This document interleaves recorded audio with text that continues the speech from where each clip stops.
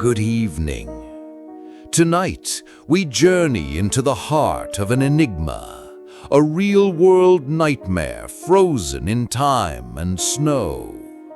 We speak of the Dyatlov Pass Incident, an event so bizarre, so terrifying, that after more than 6 decades, it continues to haunt the edges of our understanding. This is not a work of fiction. These are the facts, chilling and stark, of what happened on a remote mountain slope in the Soviet Union. In late January 1959, a group of 10 experienced ski hikers, all students or graduates of the Ural Polytechnic Institute, set out on an ambitious expedition. Their leader was 23-year-old Igor Dyatlov, a seasoned adventurer. Their goal? To reach Oterton Mountain, a challenging climb in the northern Ural Mountains. It was a well-planned trip undertaken by highly competent individuals. What could possibly go wrong? One member, Yuri Yudin, fell ill with sciatica and turned back early, a decision that saved his life. The remaining 9, Igor Dyatlov, Zinaida Kolmogorova, Lyudmila Dubinina, Alexander Kolevatov, Rustem Slobodin, Boris Thibault Grignol, Georgy Krivonishenko, and Yuri Doroshenko continued into the desolate, snow-laden wilderness. They were expected to send a telegram upon their return to their base camp in Vizhai by February 12th. When no message arrived, initial concern turned to alarm. On February 20th, a full-scale search operation was launched. What the rescuers found would forever be etched into the annals of unexplained horror. In February 26th, the search party discovered the group's abandoned tent on the eastern slope of Kholat Syakhl, a Mansi name that chillingly translates to Dead Mountain. The sight was immediately unsettling. The tent was partially collapsed, covered in snow, but critically, it had been slashed open from the inside. All of their belongings, warm clothes, food, and equipment were still inside. It was as if something had compelled them to burst out into the brutal, sub-zero night, unprepared and in a desperate hurry. Footprints, oddly preserved in the snow, led away from the tent. 9 sets of prints. Some belonged to people wearing only socks, some a single shoe, some were barefoot. In temperatures plummeting to -25 to 30 degrees Celsius, this was not a controlled evacuation. This was a panicked flight from an unseen terror. The tracks led downhill towards a dense pine forest about a mile away.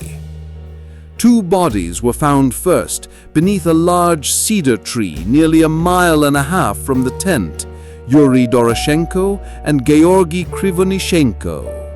They were shoeless, dressed only in their underwear, their hands badly burned, suggesting a desperate attempt to build a fire even in their half-naked state. The tree branches above them were broken up to 5 meters high, as if someone had frantically climbed it, perhaps to see something or to escape something. 3 more bodies were discovered between the cedar tree and the tent: Igor Dyatlov, Zinaida Kolmogorova, and Lyudmila Dubinina. Their bodies found in poses indicating a struggle against the elements. Slobodin had a fractured skull, but it was not deemed fatal. These 5 were determined to have died from hypothermia, a tragic but understandable conclusion given the circumstances.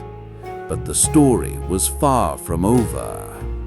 It took over 2 months for the remaining 4 bodies to be found buried under more than 13 feet of snow in a ravine deeper in the forest near a stream. And it was these four that truly plunged the incident into the realm of the deeply disturbing. Lyudmila Dubingna, Alexander Kolevatov, Semyon Zolotaryov, and Boris Thibault Brignol. Their injuries were horrific, defying any natural explanation. Thibault Brignol had a massive skull fracture. Dubinina and Zolotaryov had crushed chests, their ribs essentially shattered, injuries comparable to those sustained in a severe car crash. But there was no external trauma, no outward sign of what could have caused such immense force. And then there were the unspeakable details. Dubinina was found missing her tongue, her eyes, and part of her mouth. Zolotaryov also had his eyes missing. What could cause such internal devastation without external marks? What could lead to the removal of eyes and a tongue? The official Soviet investigation, which quickly closed the case, stated the cause of death as a compelling natural force, a vague, unsatisfying conclusion that only fueled decades of speculation and fear. Theories have ranged wildly. An avalanche was the most recent official explanation, but many counter-arguments persist. The lack of an avalanche path, the tense location, the nature of the injuries. Others suggested katabatic winds, infrasound leading to panic, a military experiment gone wrong, even an encounter with the elusive Yeti or hostile indigenous tribes. Some have pointed to the presence of unusual levels of radiation found on some of the victims' clothing, hinting at something far more sinister than a simple natural disaster. Imagine that night, the 9 hikers preparing for rest, perhaps sharing stories. Then a sudden, inexplicable terror that forces them to tear their way out of their only shelter. Running into the darkness, the howling wind, the freezing cold, without adequate clothing.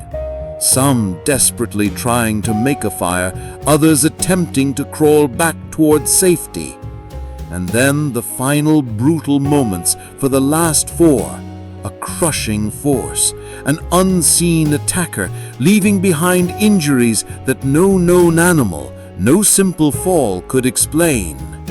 The missing eyes and tongue, perhaps the work of scavengers, but the underlying trauma remains a horrifying puzzle. The Dyatlov Pass stands as a monument to the unknown.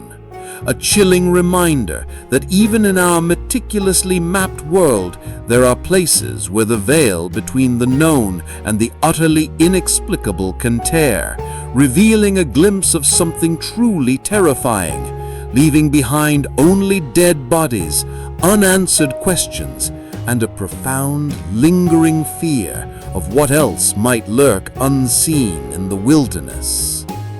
What truly happened on Dead Mountain that night remains buried beneath layers of snow, secrecy, and profound dread. And perhaps it's a mystery we are not meant to solve.